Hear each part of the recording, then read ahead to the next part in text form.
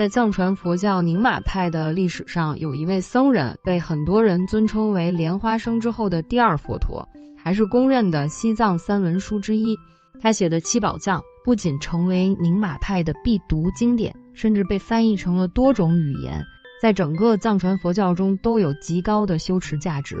他就是龙钦巴尊者。龙钦巴尊者出生在14世纪的初期，但是他的故事还得再后退几百年，得从8世纪的吐蕃王朝开始说起。那时候的吐蕃国有个叫莲明的小公主，长得漂亮也很聪明，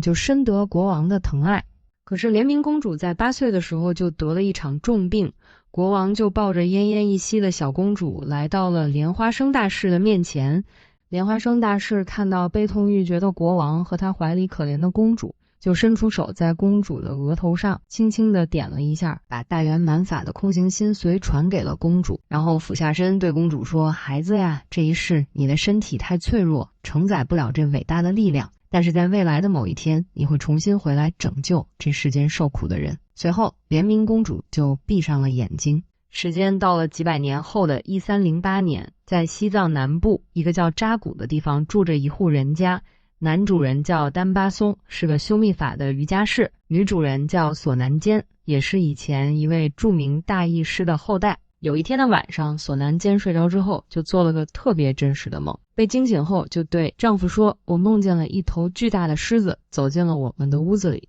它的头上顶着一个大太阳，那太阳的光芒就把整个屋子照得像白天一样，然后这只狮子就跟太阳一起，一下子就撞进了我的身体里。她的丈夫听了之后就觉得这肯定不是个普通的梦，看来家里是要迎来一个了不起的孩子了。果然没过多久，索南坚就怀孕了，后来就平平安安地生下了一个男孩。可就在这孩子刚生下来的时候，房间里突然就暗了下来，然后一个全身漆黑面目狰狞的女人就出现在房间里。这个女人手里拿着宝剑，然后露出尖锐的獠牙，就走到了床前，抱起孩子大声地说：我会保护他，直到他完成使命。说完后就把孩子轻轻地放回床上，然后就消失不见了。这个全身漆黑的女人其实就是宁玛派的护法神吉祥天母热玛蒂的化身，而这个小男孩呢，就是几百年前莲明公主的转世。他经过了几个世纪的轮回之后，又回到了人间，成为了后来的龙钦巴尊者。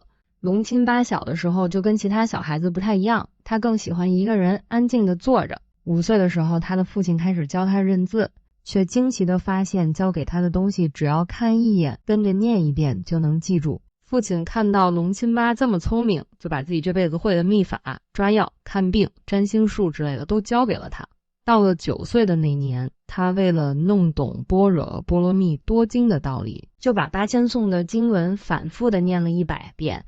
12岁的时候，他的父亲就把他送到了桑耶寺，正式成为了一名和尚。然而仅仅2年的时间，他就精通了佛教的戒律，甚至已经可以给那些比他岁数大得多的和尚们讲课了。再后来19岁的时候，他去了当时西藏最著名的学术中心桑普寺，在这里他用了6年的时间学习各种知识，不仅是中观和般若这种高深的哲学，还有梵文和写诗，只要能学的他是一样都不落下。所以没过多久，龙钦巴的名气就在外面传开了，都管他叫桑耶岭芒巴，意思就是来自桑耶寺的精通佛法的人。可是他在寺院里学习的越久，心里反倒越是不踏实。他看到周围的人，有的为了能在听经的时候坐个好位置就争个没完，有的人经文背的是一字不差，说起道理来一套一套的，可遇到点不顺心的事儿，脾气比谁都大。更让他受不了的是，当时寺庙里有一帮拉帮结派的和尚，这帮人仗着人多势众啊，天天在寺庙里大声吵吵闹闹，把本来挺清静的修行的地方搞得是乌烟瘴气的。他就在心里琢磨，这佛法要是只在纸上写，嘴上说，不在乎自己心里的贪念和脾气，那学它有什么用？与其在大寺庙里舒舒服服的自欺欺人，还不如出去找一条能让人心里踏实的路。然后他就带上了最基本的御寒的衣物，独自走进了荒凉的雪山里，在一个非常隐蔽的山洞里闭关了8个月。这里没有阳光，也没有任何的声音，因为在这种极端的孤独中，意识会被放大，所以也更能走进自己的内心。终于在一个早上，原本黑暗的洞穴里突然就亮起了刺眼的光，然后一位身穿漂亮丝绸的美丽女人就出现在他面前。这个女人也就是被称为诸佛之母的杜母。这个杜母站在龙钦巴面前，伸出手轻轻触碰他的额头，说：你的机缘不在宏伟的寺院里，而是在荒野之中。你命中注定会遇到一位叫库马拉扎的大师，你去寻找他吧。就在这个瞬间，龙钦巴也感受到一种从未有过的喜悦和宁静。而当眼前的幻象消失之后呢，洞穴里虽然恢复了黑暗，可是龙钦巴的眼睛却比以前更为明亮。他知道真正的旅途才刚刚开始。在得到了杜母指引后，27岁的龙钦巴就走出了山洞，最后就在一个叫雅堆吉安的荒野上找到了这位命中注定的库马拉扎大师。这位大师也没有固定的住所，他就带着徒弟们就在荒地里搭了几个帐篷凑合着住。而库马拉扎看到龙钦巴的时候也非常高兴，就跟龙钦巴说：昨晚我梦见了一只来自天界的神鸟飞到了我的营地，看来这就是在预示你的到来，我的法脉继承人终于出现了。可是跟大师学法是一点也不简单。库马拉扎有一个特别折腾人的做法，就是他为了断掉弟子们对物质和居所的贪念，就规定每个月必须搬一次家，而且是要从一个荒凉的地方搬到另一个更加荒凉的地方。所以僧团好不容易找到个避风的地方，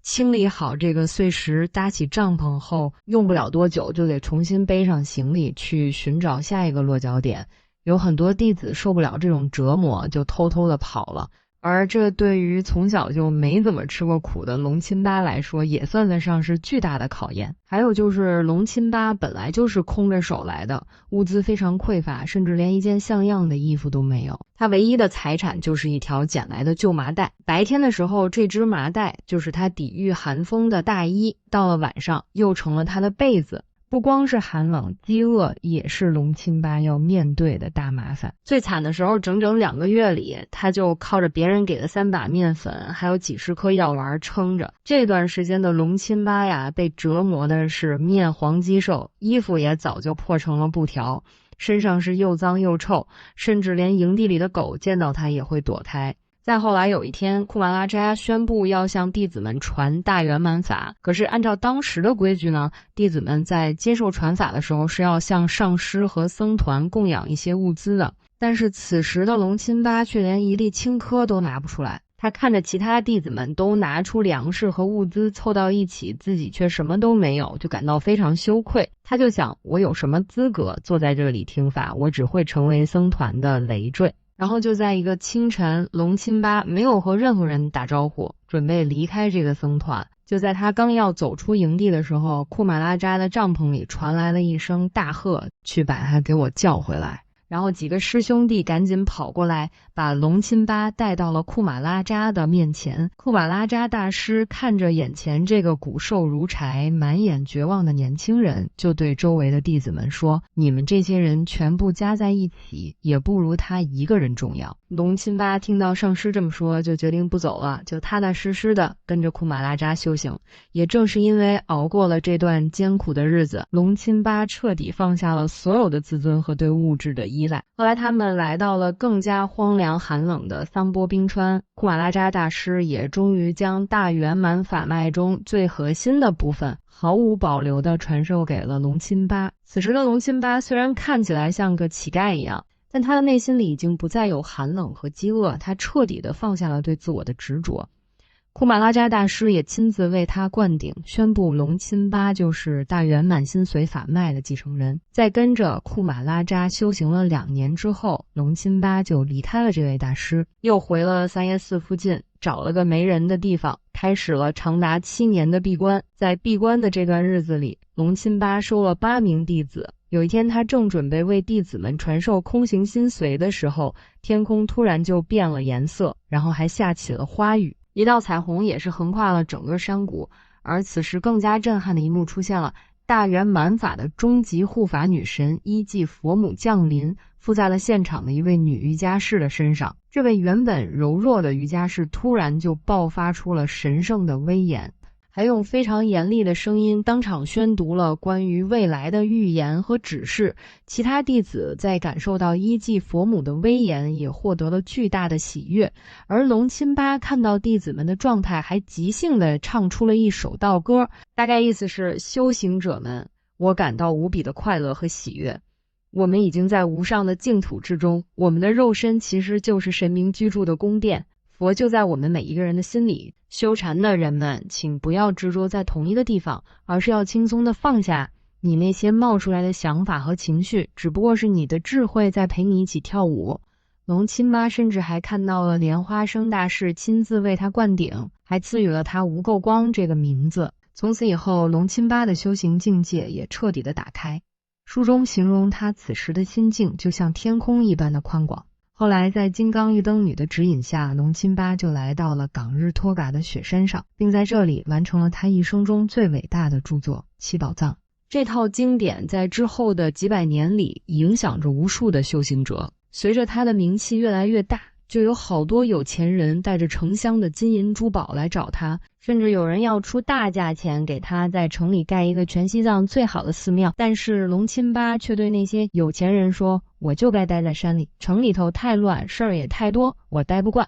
有些实在推不掉的钱呢，他拿到之后就转手去印成经书，或是直接分给穷人们。而且龙钦巴也特别有个性，就是不管你送了多贵重的东西，他从来不说谢谢。所以有人就在背后说，这和尚架子也太大了吧。他听到后就会说，你拿出钱来帮人，那是你在给自己攒福气，你就应该谢谢佛法给了你这个机缘。可是贫穷的老百姓端着些面汤来给他，他反倒是一点儿也不嫌弃，吃完后还会拉着手给他祈祷，希望他以后能过上好日子。虽然龙钦巴只希望清清静静的修行，可这世上有些麻烦事儿是躲不掉的。那时候的藏区各个地方的人为了抢地盘是经常打仗。龙钦巴有个徒弟叫贡巴滚人，这人是当时一个地方的头领，手里也有不少兵。而当时西藏势力最大的其实是一个叫降曲坚赞的大司徒，这两人平时就不对付。有一天，龙钦巴看着老百姓因为打仗连个安稳觉都睡不好，心里就挺难受，他就把徒弟滚人叫过来，劝他撤兵，别再打仗了。滚人也是听话，还真就把兵给撤了。龙钦巴也就阻止了一场这个生灵涂炭的战争。不过那个大司徒降曲坚赞眼里可没有什么佛法，他听到这消息不但不领情，反而心想，这和尚说话这么管用吗？连军队的首领都听他的，这万一哪天他让这些人合起伙来对付我可怎么办？他是越想越不放心，就毫不犹豫地派出了一批杀手，准备彻底除掉龙钦巴。可是当这些人气势汹汹地踹开龙钦巴的房门时，竟然发生了不可思议的一幕。有的人看见龙钦巴就端端正正地坐在屋子的正中间，可走过去后，龙钦巴就跟隐身一样消失不见了。这些杀手们在屋里是乱翻乱砸，翻了个底朝天，都没能抓住龙钦巴，最后就只能灰溜溜地回去了。虽然躲过了这次暗杀，但他心里清楚，只要自己还在西藏，这大司徒早晚还得找麻烦，到时候肯定还会连累弟子和百姓。于是呢，已经快50岁的龙钦巴就带着几个弟子翻过了喜马拉雅雪山，一路逃亡到了今天不丹的一个叫布姆堂的地方。他在这片被称为雷龙之国的土地上也留下了许多传奇故事。流亡的队伍抵达布姆堂后，在一个叫做萨林的村庄安顿了下来。大家原本以为终于可以喘口气了，但是却发现这附近根本就没有水源。这面对现实的生存问题，龙钦巴也是眉头紧锁，甚至动起了换一个地方的念头。但是就在夜里，龙钦巴睡着后，就梦见5个少女出现在他的床前，对他说，你的心愿是住在这里，千万不要离开，等天亮的时候，我们会给你指引寻找水源的道路。然后到了第二天的清晨，龙钦巴推开门，就看见门前的荒地上竟然长出了一朵黄色的花。他走过去后，就看见前面不远的地方又开出来一朵，然后他就跟着这些一朵接一朵冒出来的花，走到了一棵大树的下面。他蹲下来扒开树底下的叶子，紧接着一股清水就从地里冒了出来，水也是越涌越多，很快就形成了一个小水潭。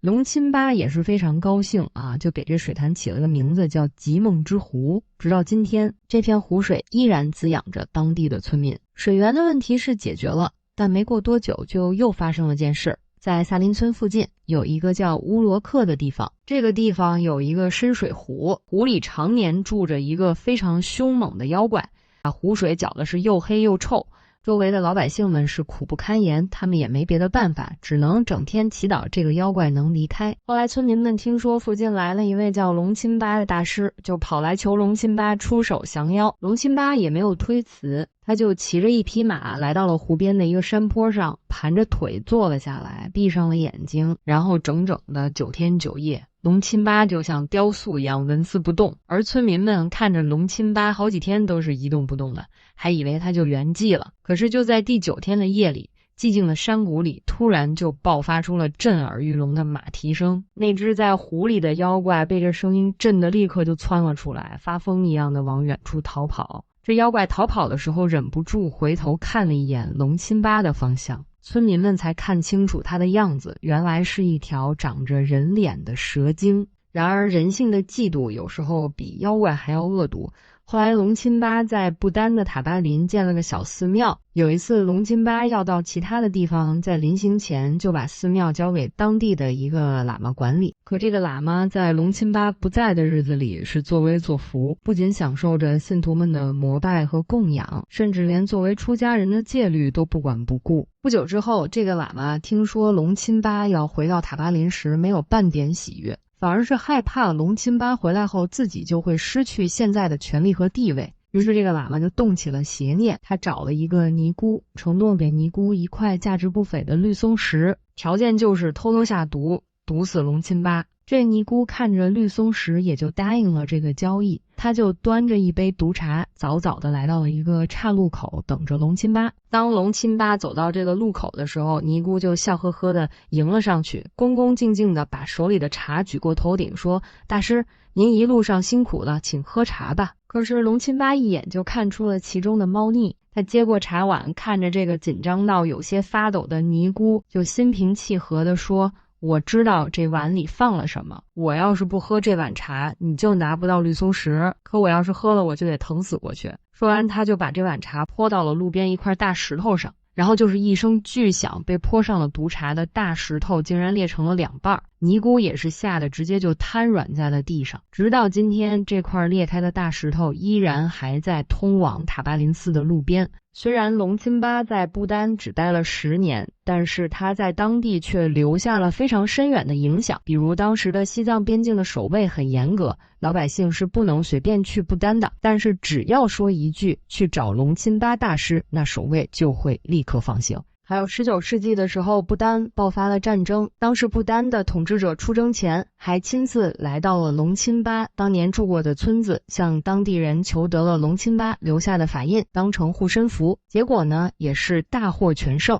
甚至到了今天依然能在塔巴林寺里看到龙钦巴的雕像，而且这尊雕像还非常不一样，他的眼睛是向上看的，据说是当年龙钦巴正在打坐，而跟着他修行的100多个和尚竟然在同一时刻开悟了。龙钦巴一抬头就看见了100多个弟子在天上飘着，所以就有了仰头看天的这个样子。再后来，远在西藏的大司徒降曲坚赞经过多年的打听，也终于明白自己当年是多虑了。他发现龙钦巴在不丹只是行善和传法，根本就没招兵买马，也觉得惭愧，最后就派人带着礼物恭恭敬敬地把龙钦巴请回了西藏，还正式的拜他为师。在外漂泊了10余年的龙钦巴也终于回到了拉萨。他回去的时候，拉萨城里的僧人和百姓们都在街上排着队的迎接他，但是他并没有在城市里久留，而是又回到了山里，过起了隐居的日子。公元1363年，已经56岁的龙钦巴毫无征兆地出现了严重的病态，他就把弟子们都叫了过来，然后跟弟子们说出了最后的遗言：你们把这种短暂的生命当成真实的依靠，但他终究会欺骗你们，因为他的本性就是不断变化的，是没有任何实质的。我面对死亡的喜悦远远超过了那些发大财的商人，超过了那些打了胜仗的将军，甚至超过了进入禅定的圣者。